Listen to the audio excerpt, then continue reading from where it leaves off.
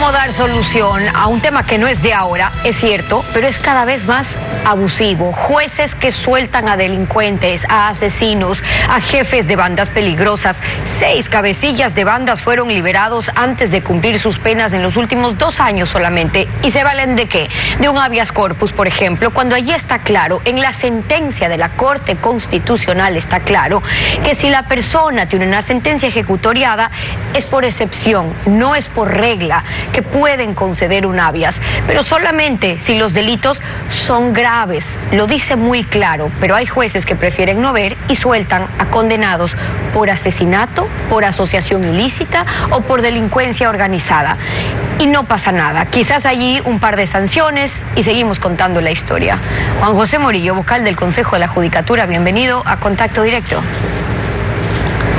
Muy buenos días, Estefi, y a todos los televidentes. Buenos días también. En los últimos casos sonados, el Pleno del Consejo de la Judicatura ha resuelto primero terminar el nombramiento temporal del juez Moreira, el juez que concedió el habeas corpus al líder de los choneros, y también la Judicatura suspendió por 90 días a la jueza de Manglar Alto, la que permitió en cambio la salida del ciudadano holandés cuando tenía una orden de detención con fines de extradición y tenía también una notificación roja de Interpol. Y entonces empieza ahora una investigación disciplinaria que puede tomar cuánto, qué puede pasar en esa investigación. Gracias, muy buenos días. Sí, hemos tomado las decisiones que usted ha manifestado en el marco de estas actuaciones en relación a los recursos de habeas corpus presentados, y pues las investigaciones disciplinarias continúan. Esto transcurrirán 90 días para poder realizar todas las investigaciones. Obviamente este es un tiempo fatal, pero podría realizarse de manera anticipada. En ese sentido, nosotros hemos activado todos los procedimientos disciplinarios que nos franquea la ley y que nos las permite.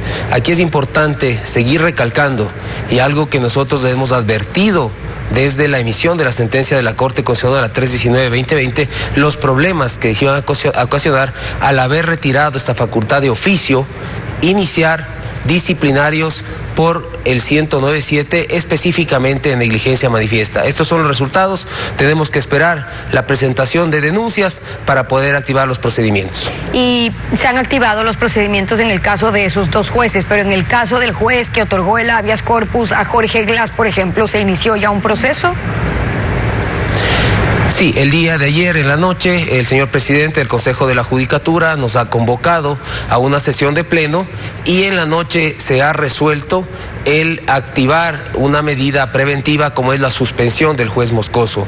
Es importante mencionar que esto se le está activando por existir una declaratoria jurisdiccional previa emitida por los jueces de la Corte Provincial de Santa Elena dentro de un caso que fue ya denunciado, actuado desde el 26 de febrero, y a la fecha, el día de ayer, 25 de abril, hemos sido notificados con esta declaratoria jurisdiccional previa, lo que nos permite resolver y tomar una decisión como pleno de suspender a este juez por 3 meses. Ok, pero entonces están suspendiendo al juez que otorgó el habeas corpus al ex vicepresidente Jorge Glass, pero por el caso en el cual se le estaba investigando antes del proceso que se estaba llevando antes de que se pueda emitir este habeas corpus. Sobre ese caso en particular, necesitarían entonces una denuncia que no se ha presentado entonces para que se puedan pronunciar o actuar sobre eso. Me refiero a conceder ese habeas corpus.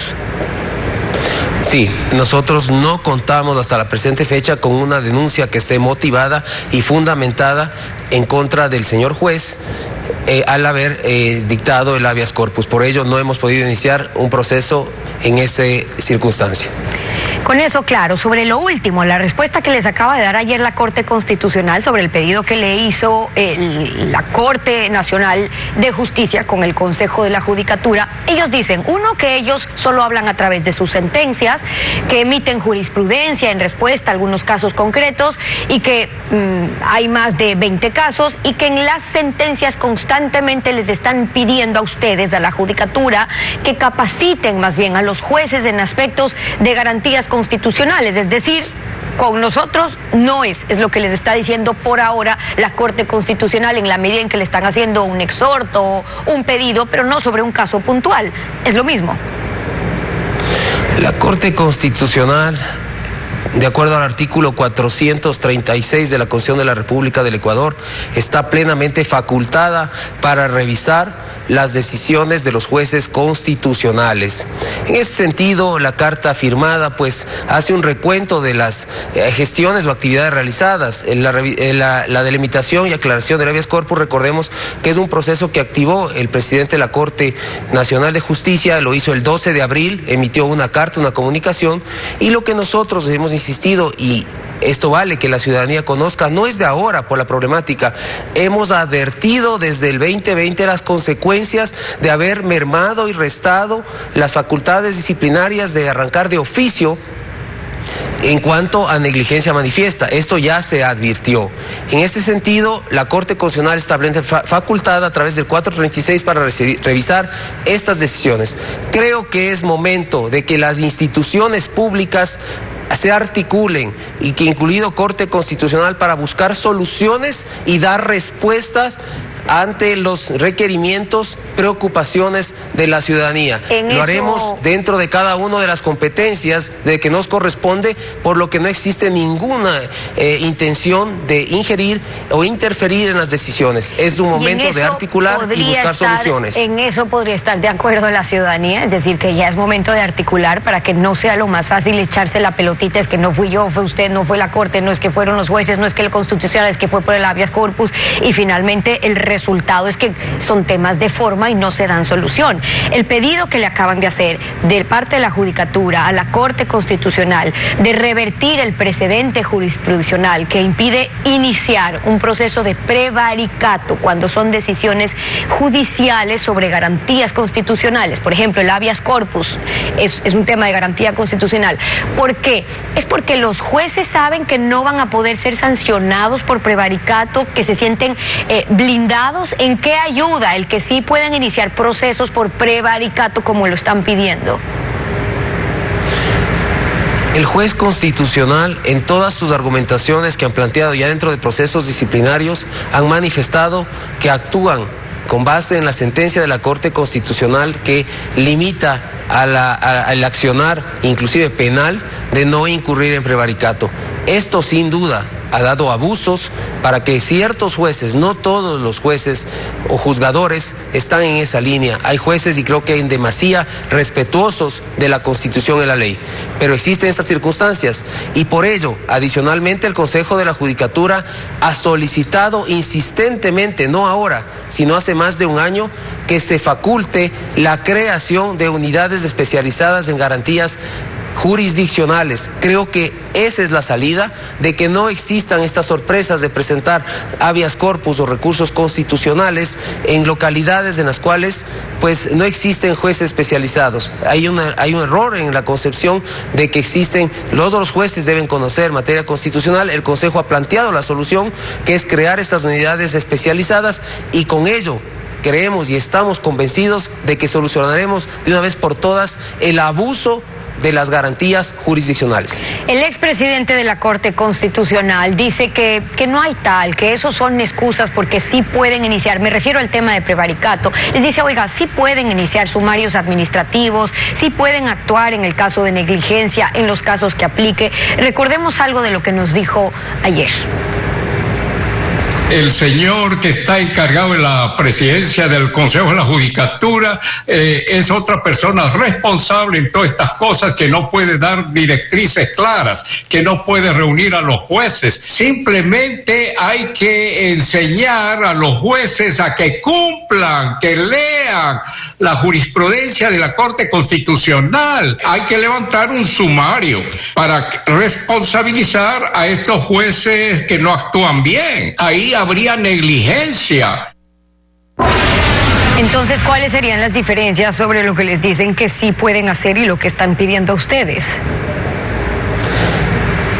El Consejo de la Judicatura ha actuado en la capacitación de jueces a nivel nacional, fiscales, defensores públicos. Hemos establecido más de 37 programas de capacitación en materia constitucional, de los cuales hemos capacitado aproximadamente a 39, como le digo, fiscales, jueces y defensores públicos y otros personas que intervienen dentro del sector de justicia. En relación a lo que manifiesta que sí podemos, lastimosamente la sentencia es clara. La 319 ha manifestado que no podemos ejercer la facultad de control de manera oficiosa, es decir, que nosotros arranquemos. Y aquí es importante señalar, y para conocimiento de la ciudadanía, que la consulta que genera esta sentencia de Corte Constitucional, que limita la facultad sancionadora del Consejo de la Judicatura, era exclusivamente en la aplicación del error inexcusable, que eso sí nosotros como Consejo de la Judicatura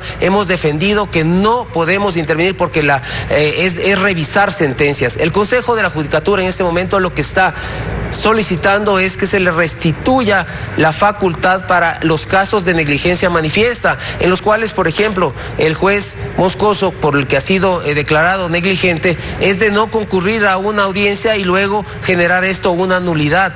¿Dónde está la parte jurisdiccional? Esta es una negligencia. Hay otros jueces en los cuales emiten una sentencia de manera oral y de manera negligente, después de un año la reducen a escrito. Eso es una negligencia, eso no es una decisión jurisdiccional. Esos son temas que están en la esfera administrativa, y lo que hemos reclamado que podemos intervenir y actuar. Actuar de oficio en esos casos de negligencia, porque lo que le están diciendo es si quieren suspender existen los recursos, como lo están haciendo ahora, como por ejemplo lo están haciendo ahora en el caso del juez que le concedió el habeas corpus al ex vicepresidente de la República. Pero la Judicatura también le ha pedido a la Corte Constitucional que revisen los límites a las potestades disciplinarias del Consejo de la Judicatura, o sea, restituir esta facultad de actuar de oficio en caso de negligencia manifiesta.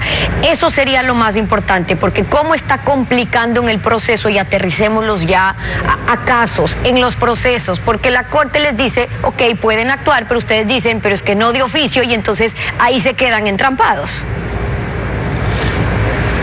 Repito, la Corte Constitucional, en la solicitud de consulta que hizo el juez Altamirano, juez de lo civil de Quito, en relación a la aplicación fue exclusivamente del error inexcusable, pero la Corte Constitucional, en su sentencia 319, abordó todas las circunstancias del 109.7 del Código Orgánico de la Función Judicial.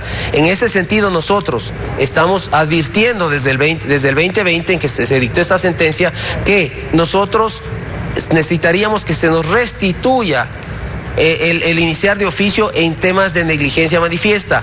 Los casos puntuales, como le he dicho, un juez que dicta una sentencia de manera oral y la sentencia la reduce a escrito después de un año, es una actuación negligente, no es jurisdiccional, es negligencia manifiesta. Entonces, el juez que no asiste a una audiencia y se declaran nulidades es negligencia manifiesta. En este contexto, son situaciones administrativas. Estas son las situaciones que se están presentando semana a semana, y aquí hay algo más grave que puede y que debe hacer la Judicatura, pero ir descubriendo qué jueces pueden estar actuando con el crimen, y que no sorprenda la noticia. Acaban de coger a 3 policías activos con la banda de los Tiguerones, por ejemplo. Lo primero que quieren estas bandas son los jueces. Entonces, ¿cuál es la estrategia directa, palpable, donde están agotando los recursos para ir por los jueces que se ve que ya pueden estar favoreciendo al crimen? Tenemos un proyecto que es precisamente la creación de unidades que juzgarán crimen organizado y corrupción, en los cuales se establecen protocolos de seguridad, de inteligencia, que podrán de alguna manera esta estructura delincuencial no penetrar o permear a estos jueces. Estos jueces serán sometidos a procesos permanentes de evaluación y pues inicialmente pruebas de confianza, voluntarias en las cuales se verificarán no solo utilizaciones a través de polígrafos, sino pruebas de confianza de uso de sustancias psicotrópicas, análisis financiero de la situación suya y de su entorno familiar. Estos procesos son muy importantes para no permitir que la delincuencia organizada permee la justicia y de una manera se tenga jueces que actúen de manera imparcial y no favorezcan al crimen organizado. El Consejo seguirá realizando procesos rigurosos de selección, porque ahí está el quid del asunto. Procesos rigurosos para selección. Recordemos que los jueces que están actuando en este momento vienen de procesos anteriores. El Consejo de la Judicatura no ha designado jueces que estén fuera de estos procesos y de los bancos elegibles que duran 6 años. Uno, ¿cómo los seleccionan y luego cómo sancionan? Que el país tenga una unidad especializada que juzgue estos casos relacionados con la corrupción y el crimen organizado es lo que está proponiendo ahora el Consejo de la Judicatura. Juan José Murillo, vocal de ese Consejo, gracias por habernos acompañado hoy aquí en Contacto Directo. Gracias, buenos días. Buenos días también. Con ustedes cuando regresemos la situación política que atraviesa el país y la parte que le toca ahora a Pachacuti.